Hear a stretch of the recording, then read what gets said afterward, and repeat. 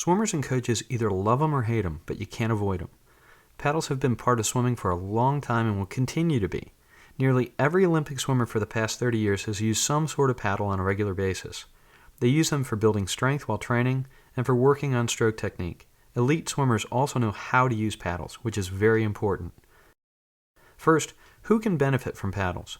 My answer is one of those sentences that can get copied out and pasted to other websites with the words, "Did you see what that guy wrote?"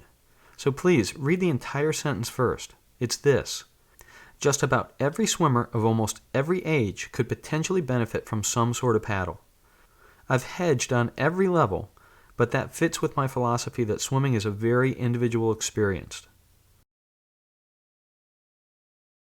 If you have fragile shoulders and joints, paddles may not be right for you, but the smaller finger paddles might be right.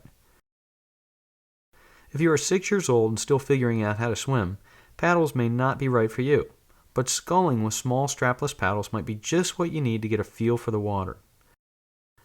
If you've never used paddles but want to try, the giant-sized paddles may not be right for you, but smaller paddles might be just what you need. When most people think of swimming with paddles, they imagine cranking out lap after lap with huge pieces of plastic, swimming the way they normally do, and just putting more stress on their shoulder joints. This is not the way to use paddles. No piece of swimming equipment should cause acute pain. With paddles, as with any other piece of swim equipment, you need to listen to your body. If you feel something that hurts in a way that's not normal, you need to either adjust how you're doing that move or take the paddles off. Or stop using your arms completely until you get it checked. That doesn't mean you don't have to push the limits in heavy training. Training is supposed to hurt. It just means to pay attention to the pain you're feeling and make sure it's good pain. Why use paddles? Paddles are great for increasing resistance during your pull. By making your hand larger, it's tougher to pull effectively through the water. This makes you work a bit harder or use muscles you don't normally use.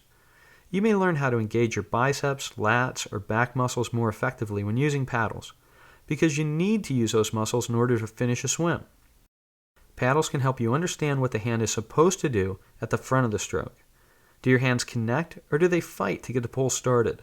In heavy training, paddles can slow down your tempo, making it harder to sprint.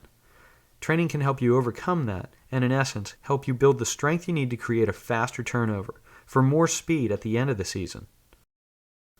When to use paddles? To be safe, think of paddles as lifting weights in the water. Most of us don't lift every day. We lift on alternate days. If you do lift every day, you probably alternate a leg day with an arm day. Think of paddles in the same way. Alternate, don't overuse. If you're like most of us, you'll love using paddles, and taking them off is going to make you feel sad, as if you got a stick for an arm. Think of the work the paddle is doing and try to recreate that same feeling when you take them off. It won't be easy, but you won't be allowed to use them in meets anyway, so you better get used to it. If you're learning, you can use paddles to understand how to pull completely.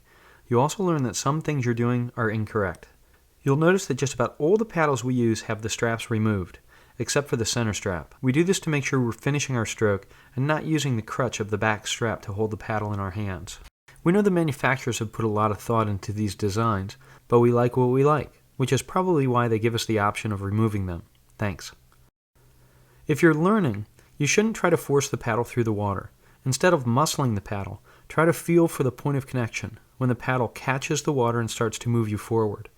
Many newer swimmers seek the feeling of heavy pressure on the paddle, and they'll push down, out, in, and all around to maintain the feeling of force.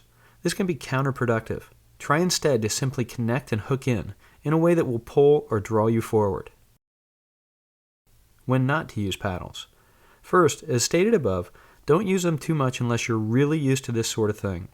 If you're prepubescent, you should use paddles only for learning, and not so much for training. They simply put too much strain on young joints. If young swimmers are going to use paddles, make them small. Don't use the biggest ones you can find, because those are really meant for training big swimmers, not for teaching.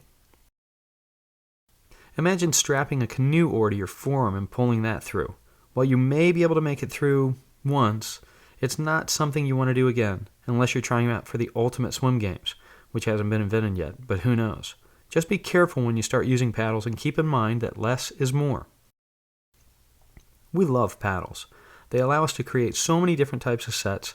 They keep the daily workouts so much more interesting and allow us to teach and train our swimmers so much better. We all have our favorite type of paddles, and over the next couple months, we'll be showing the benefits of many different types. We hope you discover the ones you like the best, and while this is a lengthy process to get through them all, the people who would be in a hurry to find out the final answer or which one to choose already know the answer, because they'll be swimming in China next year. If you're not one of those, you've got plenty of time.